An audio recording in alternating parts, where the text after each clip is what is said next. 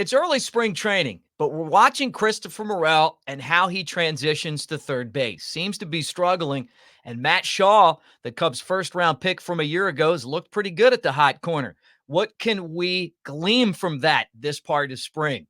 Cody Bellinger back in the lineup, and he looked like Cody Bellinger. Really great to see his return. And some injuries have started to mount on the Cubs, but we expect to see some of those guys back, including Ian Happ, who took batting practice yesterday. All that right here on the Cubs Baseball channel. Like and subscribe. Give us a thumbs up. Thanks for hanging out with us, and let's talk some Cubs baseball.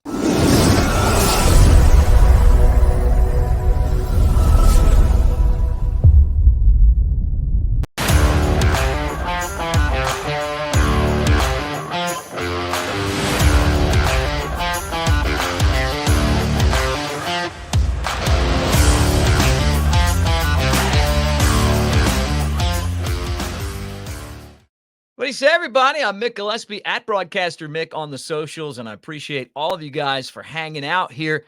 Had some issues with United Airlines, or I would have been at spring training. I'm supposed to be there today, so we'll find out as I talk to you this morning. All right, let's get into, though, what's going on in camp, because unlike my travel issues with United, Christopher Morel is trying to lock down that third base spot and solidify him as the Cubs starter in that position. They want that offensive production. And in yesterday's game, it just still doesn't look very good for Morel. Committed another error. It was a throwing error. And it just feels like it's a footwork, sometimes, arm thing. It was too much juice on the throw. And maybe we're paying a little bit more attention to him than the rest of the guys on the diamond. I mean, look, it's not like we're in the last week of spring training, but at some point, the Cubs really are going to want him to kind of step up and solidify that position. We're going to talk about some of the injuries coming up, but one of those guys who is right now dealing with a hamstring is Nick Madrigal, and he's one of the options that the Cubs have at third base. Defensively, he was really good last year. So that could hurt the Cubs. We haven't seen Patrick Wisdom. He's another guy that I expect to see here shortly in games, but he's another third base option. Now, the guy, though, that really has looked good, and I know it's only a couple weeks now, right? But is Matt Shaw. Is it time to start taking him seriously? Maybe thinking that he could possibly be the Cubs' future third baseman?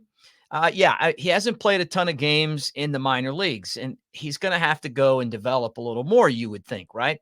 But when you put him in the games, he really has kind of a veteran presence. Maybe not in his, small, he still looks like he's going to grow demeanor, but at the same time, just his body language, his movement, the way that he plays the position, he's looked really good, and he's hit really good as well.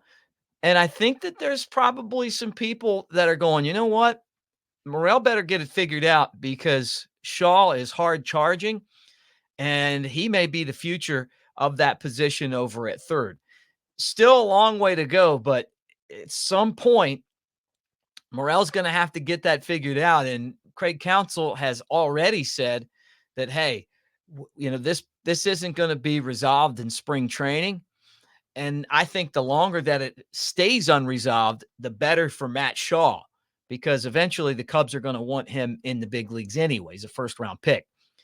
Injuries have really taken their toll early on the Cubs. Now, one of those guys who is dealing with an injury was Ian Happ, or he is, right? The good news is for Happ is that he is already doing baseball activity. There's light baseball activities, batting practice on the field. They're going to really be cautious with Happ just because it's a mild left hamstring strain. It happened on February 29th. There's no rush to get him back, but he's on target right now, a really good sign to be ready to go at the opening of the season. I mean, I guess if you're going to have that happen, it's a good time to have it happen now, where you can get a little work on it, take a day off, get a little work, and then start to build back the strength and get it stretched out. One guy that we're pretty concerned about is Caleb Killian. Anytime a pitcher leaves the game with some sort of an arm injury, that's a bad sign, right? And they have done an MRI on Killian. Not sure what the result is on that, but didn't look good when he left his outing a couple of nights ago. Kind of just doing the motion with his arm. He was someone who in early spring looked pretty good, and you felt like, man, this is a guy who might come out of nowhere and really contribute. So we'll find out what the diagnosis is, but not a good sign when you're doing MRIs on pitchers' arms. And it's hard to be optimistic because we know what happens. Everyone just seems to end up with Tommy John surgery, right? One guy who got an MRI and you wonder what that's going to mean is Nick Madrigal, right? Right leg really means that Madrigal had a hamstring, right? And that was what we were told at first. So it was right quad tightness, and they did an MRI on the quad just to make sure that there's nothing there to worry about. Madrigal, I think, is a really good player. I like him. I've talked about it before. He, moves the ball around. He is a guy who can do a lot of different things on the diamond. And I said quad. It's actually right hamstring for Madrigal. So let me correct that. Right hamstring, and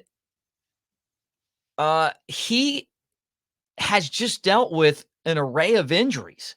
And so for him to be successful, he's got to be on the diamond. But remember, last year it was like he'd get going and then he'd do some really good stuff in games and then injured and then back and then injured again and back. And so we'll find out. But an MRI mostly just to figure out the severity, and we'll see, what that means moving forward as far as, his availability. Now, I said,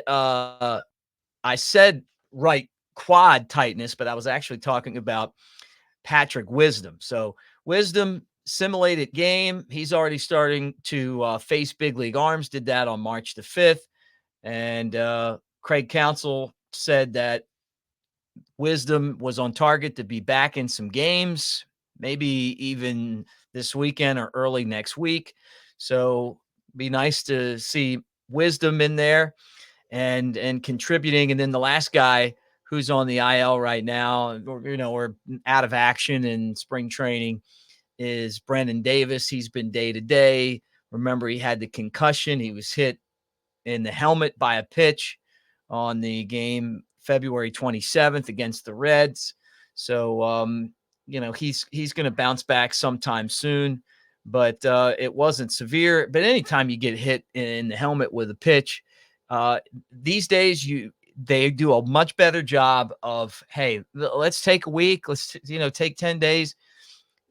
That's spring training. That's regular season, whatever. I mean, you just want to make sure that these guys stay, totally healthy as they move forward. And, and these head injuries linger and they last a lot longer than we used to think. So, kudos to the medical staff anytime for being a little extra cautious, particularly during spring training. So that's where we are right now. It was great to have Cody Bellinger back in the lineup again. And then, tomorrow he's going to play in the field. It's going to be interesting to see if he's just in center. Is he at first base? Kind of how that looks. But he's such a pro's pro. He just looks so good in that Cubs uniform. An added dimension to the team. Of all the nicks and bruises and injuries, Ian Happ's the most important player for the Cubs. I mean, he's a Gold Glove left fielder and an everyday starter. And for him to kind of start getting back to action already is a good sign as well. All right, that does it for us. I'm expecting to be in spring training today. So hopefully no more mishaps at the airport. Guys, thanks for hanging out. Don't forget that our channel is brought to you by the Tennessee Smokies and the team store, smokiesbaseball.com/store. We will talk to you guys again soon from out in the desert. Like and subscribe, and go Cubs.